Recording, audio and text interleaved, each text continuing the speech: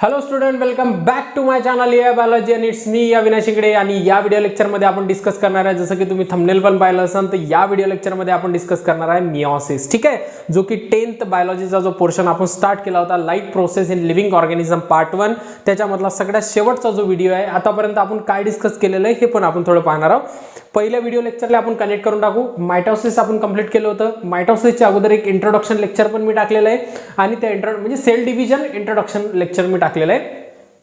तर sale division introduction जे lecture आहे त्याच्यामध्ये मी सगळ्या बेसिक गोष्टी तुमच्या क्लिअर केलेल्या आहेत, जसं की सायटोकायनेसिस काय असते, कॅरिओकायनेसिस काय असतात, कोणकोणत्या सेलमध्ये कसं डिव्हिजन होते, मियोसिस कोणत्या सेलमध्ये होत असतात, मायटोसिस कोणत्या सेलमध्ये होते, किंवा अनदर व्हेरियस ज्या बेसिक गोष्टी आहेत ज्या की रिक्वायरमेंट राहतात सेल डिव्हिजन शिकण्यासाठी, या व्हेरियस गोष्टी आपण काय केलेल्या आहे, डिस्कस केलेल्या आहे. ठीक आहे, जर तुम्ही तो व्हिडिओ नसन बघितला, जर डायरेक्टली जर या व्हिडिओमध्ये आले असाल तर तुम्ही तो व्हिडिओ पाहू शकता. माझी एक रिक्वेस्ट आहे की ते पहा, जेणेकरून काय तुमच्या बेसिक गोष्टी क्लिअर होतील आणि बेसिक गोष्टी क्लिअर झाल्यानंतर कोणतंही लेक्चर तुम्हाला बेटर पद्धतीनं समजून जाईल. ठीक आहे, तर जास्त टाइम न वेस्ट करता आपण स्टार्ट करू मियोसिस. काय करू आपण? मियोसिस. ठीक आहे, तर बघा काय आपलं मियोसिस जे की आहे, हा जो की सेल लाईफ प्रोसेसचा जो पार्ट आहे मियोसिस आपण या व्हिडिओ लेक्चरमध्ये काय करणार आहे, डिस्कस करणार आहे. ठीक आहे, थोडं बेसिक पाहून घेऊ आणि त्यानंतर ऍक्च्युअल डिव्हिजन जिकडे आपण स्टार्ट करू. Meiosis is also called as reductional division. मी शिकवत असताना तुम्हाला सांगितलेलं इंट्रोडक्शन मध्ये, meiosis also called as reductional division. कोणतं डिव्हिजन आहे ते तुमचं? रिडक्शनल डिव्हिजन आहे. रिडक्शनल डिव्हिजन त्याला काय म्हणतात? कारण की रिडक्शनल म्हणजे बेसिकली काय की मियोसिस मध्ये आपल्याला क्रोमोझोम नंबर काय करणे आहे, हाफ क्रोमोझोम नंबर करणे आहे, जो की आपल्याकडे ह्युमन क्रोमोझोम नंबर किती होता, 46 होता. आणि डिप्लॉइड मध्ये जर मोजला 23, तर बेसिकली काय आहे की आपल्याला जो 46 क्रोमोझोम नंबर आहे तो आपल्याला कशामध्ये करणार आहे, 23 मध्ये आपल्याला गॅमेट फॉर्मेशन करणे आहे. ठीक आहे, तर बघा थोडं बेसिक क्लिअर करून टाकू आपण. रिडक्शनल डिव्हिजन काय म्हणतात, तर पहिले एवढं लक्षात ठेवा की मियोसिस कोणकोणत्या सेलमध्ये होत असते. जो की आपल्याकडे एक सेल्स आहे जे की स्पेशलाइज सेल्स आहे, त्यानंतर आपल्या बॉडीमध्ये काय तुमचे स्पर्म सेल्स आहे, किंवा आपण मी त्या दिवशी सांगितलं होतं की म्हणजे मियोसिस रिप्रोडक्टिव्ह सेलमध्ये होते. एक तर तुमचा कोणता सेल, तुमचा जर्म सेल, जे की काय राहत तुमचे जर्म सेल, आणि सेकंड नंबर काय राहत तुमचा रिप्रोडक्टिव्ह सेल. ठीक आहे, जर्म सेल आणि रिप्रोडक्टिव्ह सेल दोन्ही पण एकच सेल आहेत. बघा याच्यामध्ये काय की जर्म सेल आणि रिप्रोडक्टिव्ह सेल म्हणजे नेमकं काय, जे की रिप्रोडक्टिव्ह करू शकतात, रिप्रोडक्शन करणार, त्याच्यामध्ये भाग घेण. जर्म सेल म्हणजे नेमकं काय, जर्मिनेट करणारे सेल, काहीतरी नवीन ऑर्गॅनिझम ते जन्माला देतील, तसे स्पेशलाइज सेल आपल्या बॉडीमध्ये प्रेझेंट राहतात. आणि ते जे सेल फॉर्मेशनची प्रोसेस आहे त्याला आपण मियोसिस म्हणतो. ठीक आहे, सरळ भाषेमध्ये सांगायचं म्हटलं की फिमेलकडे काय राहत तुमचा एक प्रेझेंट राहते आणि मेलकडे काय राहत तुमचा स्पर्म प्रेझेंट राहते. बेसिकली हे स्पेशलाइज सेल आहे जे की रिप्रोड्यूस करतात आणि फायनली येणाऱ्या जनरेशनला जन्म देतात. नेक्स्ट चॅप्टरमध्ये तुम्हाला ह्या सगळ्या गोष्टी समजून जातील. स्पर्म बेसिकली एक हॅप्लॉइड स्ट्रक्चर आहे ज्याच्याकडे किती क्रोमोझोम नंबर राहतो, 23, आणि हे काय झाला तुमचा पुन्हा 23, म्हणजे 23 + 23 इज इक्वल टू किती तुमचा 46. आणि कशाचं जन्म तुमच्या, फॉर एक्झाम्पल एका ह्युमनचं फॉर्मेशन केल्या जाते. आता एवढं लक्षात घ्या की तुम्ही एआय बायोलॉजी चॅनलवर आलेले, थोडंसं एक्स्ट्रा नॉलेज पण घेणं आहे आपल्याला. एआय बायोलॉजी चॅनल येण्याचा हाच एक तुमचा एक सगळ्यात महत्त्वाचा फायदा आहे की तुम्हाला थोडं एक्स्ट्रा. आता तुम्हाला एवढं माहित झालं की एक्स कशामध्ये राहते तुमच्या, फिमेल्समध्ये राहते, आणि स्पर्म कशामध्ये राहते तुमच्या, मेल्समध्ये राहते. बेसिकली हे हॅप्लॉइड स्ट्रक्चर आहे ज्याच्याकडे 23 क्रोमोझोम नंबर राहतात. तर आपण पाहणार की हे कोणकोणत्या म्हणजे कोणते सेल्स आपल्याकडे डिप्लॉइड, आणि त्या सेलपासून हे सेलचं फॉर्मेशन होते. एक राहते तुमचं ओगोनियम, का राहत तुमचा ओगोनियम सेल, गोनियम. ठीक आहे, कोणते सेल राहतात तुमचे, ओगोनियम सेल राहतात. आणि सेकंड राहत तुमचं स्पर्मॅटोगोनियम, का राहतात स्पर्मॅटोगोनियम. ठीक आहे, जर फिमेलमध्ये ओगोनियम सेल राहते ज्याच्यापासून एगचं फॉर्मेशन होते, आणि मेलमध्ये स्पर्मॅटोगोनियम राहते ज्याच्यापासून स्पर्मचं फॉर्मेशन होते. ओगोनियम आणि स्पर्मॅटोगोनियम हे एक स्पेशल टाईपचे आपल्या बॉडीमध्ये सेल्स आहेत ज्याच्यापासून मियोसिस ची प्रोसेस होणार. म्हणजे बेसिकली काय, ओगोनियम पासून एक सेलचं फॉर्मेशन होईल, स्पर्मॅटोगोनियम स्पर्मचं फॉर्मेशन करणं, आणि स्पर्मॅटोजेनेशन मेलमध्ये प्रेझेंट राहते स्पर्मॅटोगोनियम, आणि ओगोनियम कुठे राहते तुमच्या फिमेल्समध्ये प्रेझेंट राहते. ठीक आहे, थोडीशी ॲडिशनल इन्फॉर्मेशन होती, समोर फ्युचरमध्ये तुम्हाला कामाची येणार आहे. ठीक आहे, इथपर्यंत लक्षात आलं काय गोष्टी आहेत तर. ठीक आहे, आता बघा की मिओसिसला रिडक्शनल डिव्हिजन का म्हणतात आणि पूर्ण प्रोसेस तुम्हाला समजून जाते. डायग्राम लय महत्त्वाचे आहे याच्यामध्ये.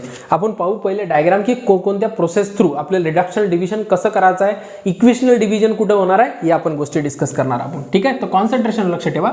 हे एक तुमची पॅरेंट सेल आहे. हे पॅरेंट सेल कोणती पण असू शकते, एक तर ओगोनियम पण असू शकते आणि स्पर्मॅटोगोनियम पण असू शकते, कारण की आपण मेल आणि फिमेल मधलं दोन्ही एक सेपरेटच आहे, म्हणजे सारखीच प्रोसेस आहे. ठीक आहे. तर याच्यामध्ये काय प्रेझेंट आहे, न्यूक्लियस प्रेझेंट आहे आणि न्यूक्लियसच्या अंदरमध्ये किती क्रोमोझोम्स आहेत तुमचे, 46 क्रोमोझोम आहे. फक्त आपण किती काढले, 2. ठीक आहे. आणि एका सेलपासून किती सेलचं फॉर्मेशन झालं, 2 सेलचं फॉर्मेशन झालं. आणि मिओसिसमध्ये किती सेलचं फॉर्मेशन होत असते, 4. आपण 4 सेल पण काढून टाकू. इथं पुन्हा 2 सेल बनतील आणि पुन्हा इथं काय बनतील, 2 सेल बनतील. लक्षात येतपर्यंत म्हणजे मिओसिसच्या एका डिव्हिजनमध्ये किती सेल फॉर्मेशन झाले, 4 सेल फॉर्मेशन झाले. क्लिअर झालं इथपर्यंत. थोडं आपण स्लोमध्ये चालू.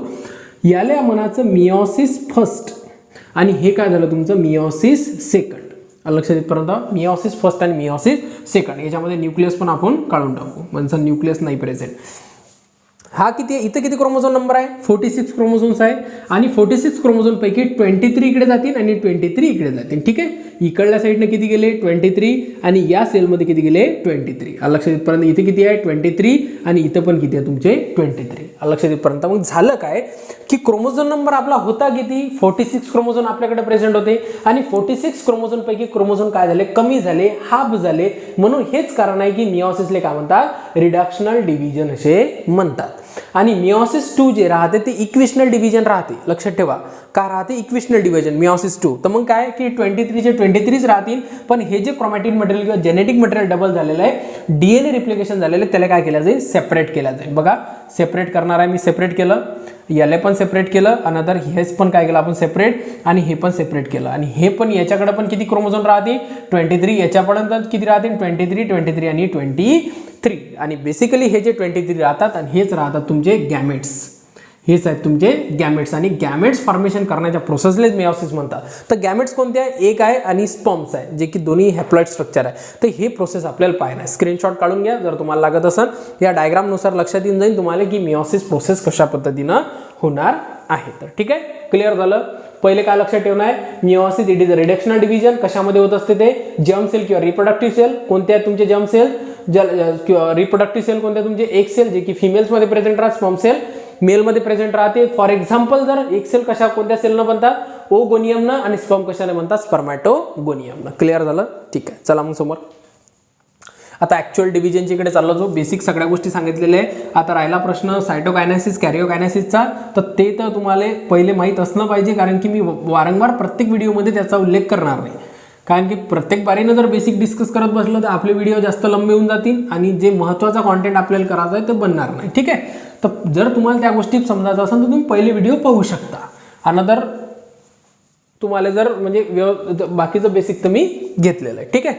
तर मिओसिस आहे. मिओसिसचे एक वेळा फेजेस डिस्कस करून टाकू कोणकोणते राहतात.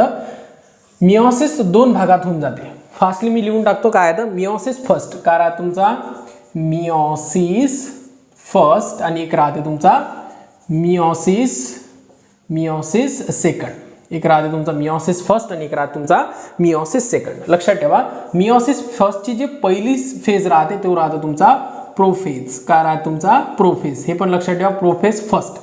आणि प्रोफेज फर्स्ट मध्ये सगळा काही गेम कुठं अवेलेबल आहे, फक्त प्रोफेज 1 मध्ये.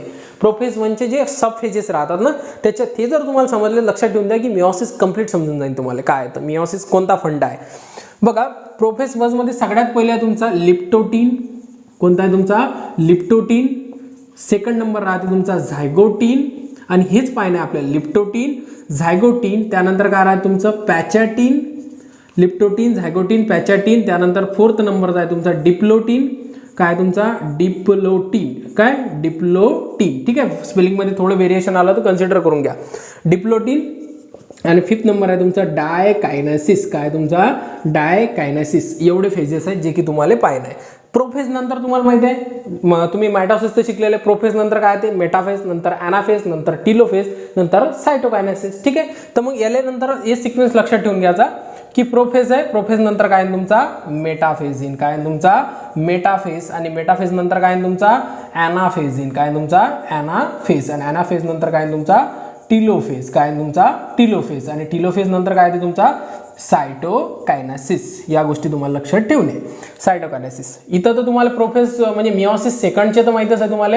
हा काय झाला तुमचा प्रोफेज, फर्स्ट नंबर काय आहे तुमचा प्रोफेज, सेकंड काय आहे तुमचा मेटाफेज, काय आहे तुमचा मेटाफेज, थर्ड नंबर काय तुमचा ॲनाफेज, काय तुमचा ॲनाफेज, आणि फोर्थ नंबर आहे तुमचा टिलोफेज.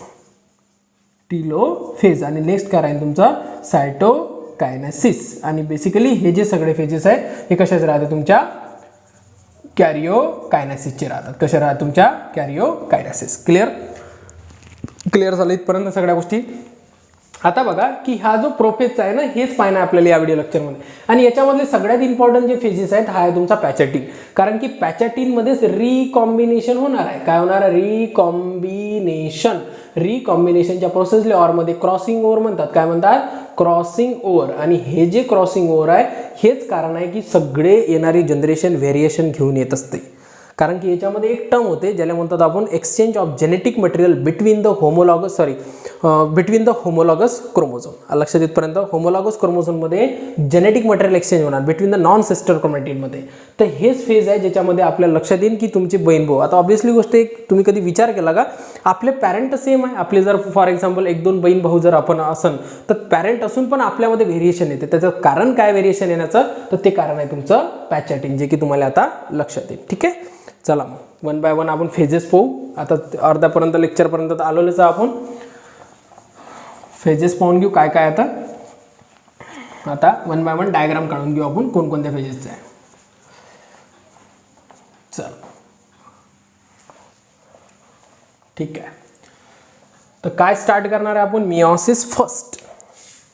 काय तुमचा मिओसिस फर्स्ट ज्याच्यामध्ये काय तुमचा प्रोफेज. काय तुमचा प्रोफेज. प्रोफेजमध्ये सगळ्यात पहिली स्टेज काय तुमची लिप्टोटीन. काय तुमची लिप्टोटीन. क्लिअर. ठीक आहे. तर लिप्टोटीनमध्ये बघा तुम्हाला माहित आहे की मी तुम्हाला पहिले डिस्कस केलेलं आहे की आपली डायग्राम कशी बनन. पहिले काय होतं की आपल्या याच्यावर लिप्टोटीन म्हणजे काय फॉर एक्झाम्पल कंडेन्स होणे. काय होणे कंडेन्स होणे. आपल्याकडे पहिले कसं होतं एक डायग्राम वरता काढून टाकतो की हे आपला सेल आहे. सेलच्या अंदरमध्ये काय तुमचा न्यूक्लियस आहे. न्यूक्लियसच्या अंदरमध्ये थ्रेड लाईक स्ट्रक्चरमध्ये जेनेटिक मटेरियल अवेलेबल्स आहे. असं वेगळ्या पद्धतीचे अशा पद्धतीच्या डायग्राम तुम्हाला कुठे ना कुठे दिसून जातील. ठीक आहे. अशा पद्धतीचे क्रोमोझोम्स राहतील. वरती दिसत आहेत का नाही दिसत आहे इथं दिसून जाईल. ठीक आहे. इथं अशा पद्धतीचे क्रोमोझोम्स राहतात. बेसिकली ते क्रोमोझोम नाही एक थ्रेड लाईक स्ट्रक्चर राहते. आणि मी मॅटोसिसमध्ये समजून सांगितलं की थ्रेड लाईक स्ट्रक्चर का राहते कारण की थ्रेड लाईक स्ट्रक्चर त्याला का म्हणतात. असा थ्रेड तुम्ही पकडा आणि थ्रेड पकडल्यानंतर ज्यावेळेस आपण थ्रेड सोडून देतो धागा जोडतो तर खाली जशा पद्धतीने धागा पडते तशा पद्धतीने तिथं काय राहते तुमचं जेनेटिक मटेरियल बेसिकली DNA राहतो. ठीक आहे. बट ज्यावेळेस आपलं सेल डिव्हिजन स्टार्ट झालं म्हणजे काय झालं तुमचं लिप्टोटीन स्टार्ट झालं. तर लिप्टोटीन स्टार्ट होत असताना हे काय होतील तुमच्या क्रोमोझोम शेपमध्ये येऊन जातील. ठीक आहे. बघा हे मी काय काढलं एक सेल काढली. सेलच्या अंदरमध्ये काय प्रेझेंट आहे न्यूक्लियस प्रेझेंट आहे. त्याला न्यूक्लिअर मेम्ब्रेन. मी थोडं लेबलिंग करून टाकतो. हे काय झाले तुमची सेल. हे झाली तुमची सेल मेम्ब्रेन. मी प्रत्येक याला मी लेबलिंग नाही करणार. एका याला लेबलिंग करून टाकतो जेणेकरून आपलं थोडं फास्ट होईल. काय सेल मेम्ब्रेन. सेल मेम्ब्रेन नंतर हा काय झाला तुमचा न्यूक्लियस झाला. काय झाला तुमचा न्यूक्लियस. आणि यालाच काय म्हणतो आपण न्यूक्लिअर मेम्ब्रेन. काय म्हणतात न्यूक्लिअर मेम्ब्रेन. काय म्हणतात न्यूक्लिअर मेम्ब्रेन. लक्षात येतपर्यंत. आणि याच्या अंदरमध्ये काय राहतात तुमचे क्रोमोझोम्स राहतील. काय राहतील असे क्रोमोझोम्स. अलग लक्षात. एक रेड कलरनं काढू आपण आणि एक काढू आपण म्हणजे जे होमोलॉगस क्रोमोझोम्स आहे थोडा वेगळ्या पद्धतीने काढू. एक ब्लॅक कलर आणि एक झाला तुमचा रेड कलर.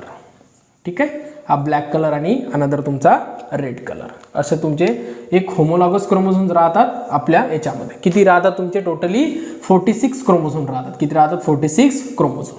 ठीक आहे. इथपर्यंत लक्षात आलं.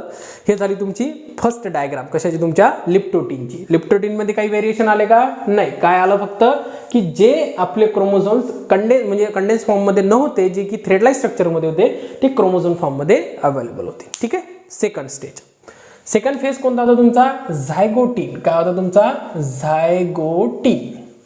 काय होता तुमचा झायगोटीन. झायगो म्हणजे बेसिकली पेअर होते. लक्षात ठेवा झायगो म्हणजे पेअर. आता हे जे क्रोमोझोम्स आहे हे क्रोमोझोम कशा पद्धतीने येतील तुमच्या पेअरमध्ये अवेलेबल्स होते. ठीक आहे. आता हे सेल काढलेली आहे मी. अजूनही न्यूक्लिअर मेम्ब्रेन जशीच आहे तशीच आहे. सेल मेम्ब्रेन पण तशीच आहे. न्यूक्लिअर मेम्ब्रेन पण तशीच आहे. अजून काहीच डिसअपिअर झालं नाही. झालं काय की जे क्रोमोझोम्स इकडे तिकडे पडलेले होते ते क्रोमोझोम कसे आले तुमच्या पेअरमध्ये आले. ठीक आहे. दिसते तुम्हाला, हे पेअरमध्ये आलेले आहेत. मी रेड कलरचा काढतो, जे की होमोलॉगस क्रोमोझोम्स आहे, तो तुमचा रेड कलरचा आहे. ठीक आहे, हे कशामध्ये आले, तुमच्या पेअरमध्ये आले. आणि हे पेअरमध्ये कसे येतात, कारण की याच्या मिडलमध्ये एक कॉम्प्लेक्स सिक्रेशन होते, ज्याला आपण सायनॅप्टोनोमल कॉम्प्लेक्स असे म्हणतात, जे की तुम्हाला जरूरत नाही. 10th वाल्याले ज्यावेळेस मी 11th सेल डिव्हिजन शिकवून त्यावेळेस सांगेन मी तुम्हाला सायनॅप्टोनोमल कॉम्प्लेक्स राहते. तर काय आले तुमचे पेअरमध्ये आले, तर हे झालं तुमचं झायगोटीन. क्लिअर झालं. याच्या व्यतिरिक्त याच्यामध्ये काय नाही. झायगोटीन नंतर काय येते तुमचं पॅचॅटिन येते. काय येते तुमचं पॅचॅटिन. ठीक आहे. आणि पॅचॅटिनच सगळ्यात मजेदार आहे. लक्षात ठेवा की पॅचॅटिनच आपल्याला लक्षात ठेवणं आहे. ठीक आहे. तर अजूनही आपल्याकडे सेल मेम्ब्रेन जशीच्या तशीच आहे, न्यूक्लिअर मेम्ब्रेन पण जशीच्या तशीच आहे. फक्त लक्षात ठेवा की हे जे क्रोमोझोम्स अरेंज झाले होते ड्यू टू सायनॅप्टोनोमल कॉम्प्लेक्स, हे सायनॅप्टोनोमल कॉम्प्लेक्सच्या नुसार हे काय करतील, क्रोमोझोम्सचे जे सेगमेंट आहे इथं एक्सचेंज करणं स्टार्ट करतील. ठीक आहे. इथं रेड कलरचं काढणं आहे आपल्याला, कारण की होमोलॉगस क्रोमोझोम आपण रेड कलरचा काढलेला आहे. ठीक आहे. बघा आता हे जे क्रोमोझोम्स आहे, इथं क्रोमोझोम्स काढलेला आहे मी. ठीक आहे. आणि हे व्यवस्थित लेबलिंग करणं आहे. इथं तुम्हाला समजणं, इथं थोडं कॉन्सन्ट्रेशन लक्ष द्या आता. ठीक आहे. हे काय झाली तुमची क्रॉसिंग ओव्हर होत आहे. क्रॉसिंग ओव्हर होत आहे म्हणजे नेमकं बघा, इथं मी देऊन देतो, हे आहे तुमचं रिकॉम्बिनेशन. काय तुमचं रिकॉम्बिनेशन, ज्याला ऑरमध्ये काय म्हणतात, क्रॉसिंग ओव्हर म्हणतात. काय म्हणतात, क्रॉसिंग ओव्हर. लक्षात येतपर्यंत हेच कारण आहे. आणि क्रॉसिंग ओव्हर इथं रिकॉम्बिनेशन इथं होत काय ते पण लिहून देतो मी तुम्हाला, की exchange of genetic material, exchange of genetic material, exchange of genetic material between, exchange of genetic material between non sister chromatid of homologous chromosome, non sister chromatid of homologous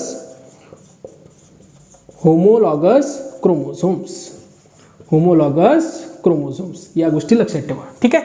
इथं काय होतं की exchange of genetic material between the non sister chromatid of the homologous chromosomes. इथं काय करतील, homologous chromosome काय, काही pair इकडे जातील, काही पेअर म्हणजे याच्यामधला सेगमेंट इकडे जाईल, इकडल्याचा सेगमेंट इकडे जाईल. ठीक आहे. तर हे झालं तुमचं पॅचॅटिन, ज्याच्यामध्ये काय झाली, सगळ्यात महत्त्वपूर्ण गोष्ट काय झाली, रिकॉम्बिनेशन, ज्याला आपण काय म्हटलं, क्रॉसिंग ओव्हर. ठीक आहे.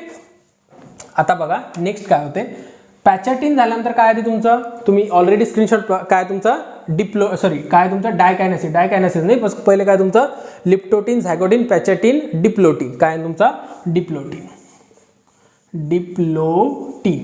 ठीक आहे. आता डिप्लोटिनमध्ये काय होणार बघा, सिम्पली अजूनही जशाचा तसा सेल प्रेझेंट आहे, न्यूक्लिअर मेम्ब्रेन पण जशीच्या तशी प्रेझेंट आहे. आणि त्यानंतर काय होईल की याच्यामध्ये कम्प्लिटली एक्स लाईक स्ट्रक्चर तुम्हाला दिसून जाईल, जे एक्स लाईक. आपण एकच काढू आता, दोन हे दिसणार नाही तुम्हाला, तर एकच कम्प्लिटली एक्स. आणि हे काय करायला लागेल, सेपरेट करण्यासाठी स्टार्ट होऊन जाईल. काय होईल हे सेपरेट. हे जे सायनॅप्टोनॉमल कॉम्प्लेक्सने जे अरेंज फॉर्ममध्ये आले होते, हे लॉक झाले होते. बघा इथं ऑलरेडी सायनॅप्टोनॉमल कॉम्प्लेक्स प्रेझेंट आहे. बघा इथं सायनॅप्टोनॉमल कॉम्प्लेक्स प्रेझेंट आहे, आणि हे सायनॅप्टोनॉमल कॉम्प्लेक्स काय झालं, याले पकडून आहे, जेणेकरून काय करतील, आता हे सेपरेट करतील, कारण की याच्यामध्ये काय झालं, क्रॉसिंग ओव्हर झालं. तर मग याले सेपरेट करत असताना आता बघा की हे जे सायनॅप्टोनॉमल कॉम्प्लेक्स आहे, हे डिझॉल्व्ह होऊन जाते. कुठं, तुमच्या डिप्लोटिन स्टेजला. तर डिझॉल्व्ह होत असताना त्याकरता हे सेपरेट होतात. ठीक आहे. तर हे झाली तुमची डिप्लोटिन. आणि डिप्लोटिन नंतर सगळ्यात लास्ट वाली स्टेज आहे तुमची डायकायनेसिस. काय तुमची डायकायनेसिस. आणि डायकायनेसिसच्या एंड येतपर्यंत हे काय करतात, टोटली सेपरेट होऊन जातात. काय होऊन जातं, सेपरेट. आता बघा की इथं व्हेरिएशन आहे. न्यूक्लिअर मेम्ब्रेन काय होत चाललेली आहे, आता डिसअपिअर होत चाललेली आहे. त्यानंतर जे सेंट्रिओल्स आहेत, जे की आपले प्रेझेंट होते, इथं पण सेंट्रिओल, सगळीकडे सेंट्रिओल प्रेझेंट होते. हे जे स्ट्रक्चर हे आहे तुमचं सेंट्रिओल्स, जे की काय डेव्हलपमेंट करा, स्पिंडल फायबर डेव्हलपमेंट करा. जर तुम्ही मायटोसिस पाहिलं असेल तर तुम्हाला सगळ्या गोष्टी क्लिअर होतील. ठीक आहे. तर जे तुमचे सेंट्रिओल्स आहेत, हे काय तुमचे सेंट्रिओल्स आहे, हे सेंट्रिओल्स अपोजिट पोलने मूव्ह होण्यासाठी स्टार्ट होईल. न्यूक्लिअर मेम्ब्रेन डिसअपिअर व्हायला लागेल, आणि तुमचे जे क्रोमोझोम्स आहेत, ते क्रोमोझोम्स काय होतील, तुमचे सेपरेट होतील. काय होतील, तुमचे क्रोमोझोम सेपरेट.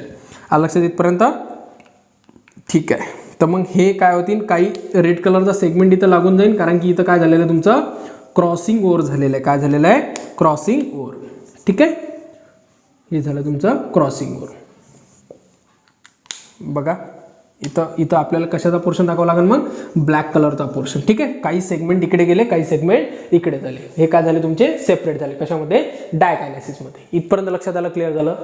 पहिले काय होतं आपल्याकडे लिप्टोटीन. लिप्टोटीनमध्ये आपण काय होतं की क्रोमोझोम फॉर्ममध्ये आले, क्रोमोझोम फॉर्म नंतर झायगोटीन म्हणजे पेअर फॉर्ममध्ये आले due to synaptonemal complex. Synaptonemal complex through pachytene, इथं क्रॉसिंग ओव्हर झालं आणि क्रॉसिंग ओव्हर नंतर डिप्लोटीनमध्ये सायनॅप्टोनॉमल कॉम्प्लेक्स खतम झालं आणि खतम झाल्यानंतर काय होतं की जे डायकायनेसिस आहे तिथं काय झालं तुमचं न्यूक्लिअर मेम्ब्रेन डिसअपिअर होण्यास स्टार्ट झाली, आपलं क्रोमोझोम सेपरेट झाले आणि जे सेंट्रिओल्स आहे ते अपोजिट पोलने मूव्ह होण्यासाठी स्टार्ट झाले.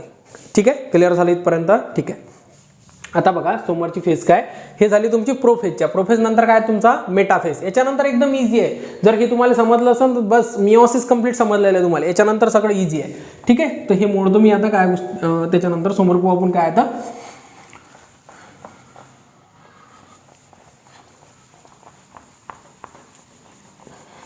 बघा काय तर याच्यानंतर रिकॉम्बिनेशन्स वगैरे सगळ्या गोष्टी तुम्हाला समजल्या. आता नसन समजल्या तुम्ही व्हिडिओ बार बार पाहू शकता, रिवाइज करून पहा, तुम्हाला सगळ्या गोष्टी क्लिअरमध्ये सांगितलेल्या आहे मी, थोडं एक्स्ट्रा सांगितलेलं आहे 10च्या बेसिसवर. तर बघा आता काय झालं तुमचा प्रोफेज कंप्लीट झाला आणि प्रोफेज कंप्लीट झाल्यानंतर सेकंड जो फेज आहे, सेकंड फेज कोणता आहे तुमचा मेटाफेज. आता थोडी स्पीड वाढवून घेऊ आपण कारण की या गोष्टी तुम्ही शिकलेल्या आहे. मेटाफेज, मेटा म्हणजे काय होते मिडल होते. सांगा रे पटकन, मी तुम्हाला पहिल्या लेक्चरमध्ये सांगितलेलं आहे काय तुमचा मेटा म्हणजे मिडल. ठीक आहे, तर इथं काय न्यूक्लिअर मेम्ब्रेन कंप्लीटली डिसअपिअर झालेली आहे आणि हे जे क्रोमोझोम्स आहे हे क्रोमोझोम्स कुठे आले तुमच्या मिडल्समध्ये अवेलेबल झाले. ठीक आहे, तर हे बघा इथं थोडासा कॉन्सेप्ट सांगण्या कारण की इथं बऱ्याच जणांना समजत नाही की सर की ऑलरेडी तुमचा जो होमोलॉगस क्रोमोझोम सेपरेट होतात की क्रोमॅटिन सेपरेट होते. एवढं लक्षात ठेवा की इथं होमोलॉगस क्रोमोझोम सेपरेट होत असतात. ठीक आहे, तर काय झालं मिडलले अवेलेबल आले, सेंट्रिओल कुठे गेले तुमच्या कम्प्लिटली अपोजिट पोलले गेले आणि अपोजिट पोलले गेल्यानंतर त्याने काय डेव्हलपमेंट केलं स्पिंडल फायबर डेव्हलपमेंट केले. हे जे थ्रेड लाईक स्ट्रक्चर दिसते काय तुमचा स्पिंडल फायबर. लक्षात इथपर्यंत. आणि हे जे स्पिंडल फायबर्स आहेत हे जे आहेत त्याच्यानंतर मेटाफेज. मेटाफेज नंतर काय तुमचा ॲनाफेज येते. काय तुमचा ॲनाफेज. ॲना म्हणजे मी काय सांगितलं होतं बॅक येणे, बॅक. आलं लक्षात इथपर्यंत. ठीक आहे, हे काय तुमचा सेल आहे, सेल काय करतील नंतर बॅक करतील. ठीक आहे, तर हा तुमचा काय झाला तुमचा हे तुमचा सेंट्रिओल आणि त्यानंतर हे झाले तुमचे क्रोमोझोम्स. ठीक आहे, हे क्रोमोझोम त्याने काय केले बॅक केले म्हणजे काय केले सेपरेट केले आणि बॅक केल्यानंतर बघा की हे अनदर इथं काय तुमचा सेंट्रिओल्स आहे. सेंट्रिओल नंतर इथं क्रोमोझोम्स होते, हे क्रोमोझोम्स काय झाले तुमचे सेपरेट झाले. ठीक आहे, तर सिस्टर क्रोमॅटिड सेपरेट झाल्या नाही एवढं लक्षात ठेवा. इथं बरेच जण चुका करतात की इथं काय होतात तुमचे त्याचं इथं काय झालं की मेटाफेज म्हणजे ज्यावेळेस आपण मायटोसिस बघितलं फर्स्ट तर त्याच्यामध्ये आपले हेच क्रोमोझोम सेपरेट झाले होते. इथं काय झालं फक्त होमोलॉगस क्रोमोझोम सेपरेट झाले. ठीक आहे, जे सोबतचे क्रोमोझोम होते तेच क्रोमोझोम काय झाले सेपरेट झाले. त्यानंतर ॲनाफेज. ॲनाफेज नंतर काय आलं तुमचं टीलोफेज. काय आलं तुमचं टीलोफेज. ठीक आहे, तर टीलोफेज मध्ये लक्षात ठेवा की टीलोफेज मधून मी दोन्ही डायग्राम क्लिअरली विजिबल असं काढून टाकतो. टीलोफेज. टीलोफेज मध्ये होते काय पुन्हा न्यूक्लिअर मेम्ब्रेन रिअपिअर होते. म्हणजे बेसिकली काय की प्रोफेजचा उलटा फेज राहते तो. न्यूक्लिअर मेम्ब्रेन जे गेली होती ती काय आली तुमची रिअपिअर आली आणि रिअपिअर आल्यानंतर काय होते की 23 क्रोमोझोम इकडे जातील. ठीक आहे, तर हे ब्लॅकवाले इकडे टाकून देऊ आपण आणि 23 जे क्रोमोझोम्स आहेत म्हणजे रेड कलरवाले इकडल्या साईडने टाकून टाकू. ठीक आहे, काय झाले तुमचे 23 आणि त्यानंतर काय होते की इथं कम्प्लिटली न्यूक्लियसचं डिव्हिजन होते. हे झालं न्यूक्लियस आणि त्याच्यानंतरची जी प्रोसेस आहे ती इथंच दाखवून देतो मी जी काय राहते तुमची सायटोकायनेसिस. काय राहते तुमची सायटोकायनेसिस. आता सायटोकायनेसिस म्हणजे नेमकं काय सायटोप्लाझ्मिक डिव्हिजन. बघा इथं काय होत चाललेलं आहे कॉन्ट्रॅक्ट होत चाललेलं आहे आणि कॉन्ट्रॅक्ट होत असताना दोन सेल काय होतात सेपरेट होतात. ठीक आहे, इथपर्यंत लक्षात आलं. तर हे जेच कंडिशन झाली हे झाली तुमची मिओसिस फर्स्ट. आता काय पाहू आपण meiosis second. Meiosis second already तुम्हाला माहित आहे, हेच पुन्हा पाहावं लागते. आता इथपर्यंत लक्षात आलं. ठीक आहे, आता बघा मिओसिस सेकंड. मिओसिस सेकंडचा पहिला फेज काय तुमचा prophase. Prophase, metaphase, anaphase, telophase. ठीक आहे, सेम टू सेम. आता जी मायटोसिस आहे सेम टू सेम आहे. पहिला काय तुमचा प्रोफेज आहे. काय तुमचा प्रोफेज. ठीक आहे, तर प्रोफेजमध्ये काय तुमचा न्यूक्लिअर मेम्ब्रेन काय होत चाललेली तुमची डिसअपिअर होत चाललेली आहे. लास्टमध्ये प्रोफेज, अर्ली प्रोफेज, लेट प्रोफेजमध्ये आणि त्यानंतर काय झालं की हे क्रोमोझोम अशा पद्धतीनं अरेंजमेंट आहे. मेटा म्हणजे काय येतील तुमचे मिडलमध्ये येतील. ठीक आहे, काढून टाक तुम्ही इथंच न हे करता मिडलमध्ये येतील. सेंट्रिओल अपोजिट पोलले गेलेले आहेत आणि सेंट्रिओल अपोजिट पोलले गेल्यानंतर हे काय डेव्हलपमेंट करतील तुमचे स्पिंडल फायबर डेव्हलपमेंट करतील. हे झाले सॉरी ॲनानी मेटा.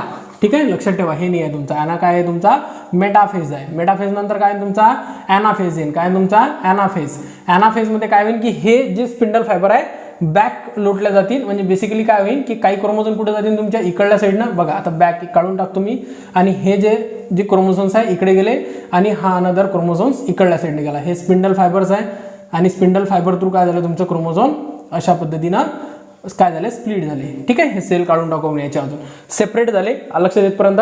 आणि सेपरेट झाल्यानंतर काय होते की अनाफेज नंतर टिलोफेज नंतर पुन्हा तशाच पद्धतीने याच्या आजूबाजून काय तुमचा न्यूक्लिअर मेम्ब्रेन आणि काय होईल 2 सेल काय होतील पुन्हा तयार होतील. लक्षात येतपर्यंत म्हणजे बेसिकली काय झाले 23 क्रोमोझोम प्रत्येकमध्ये काय झाले डिवाइड झाले.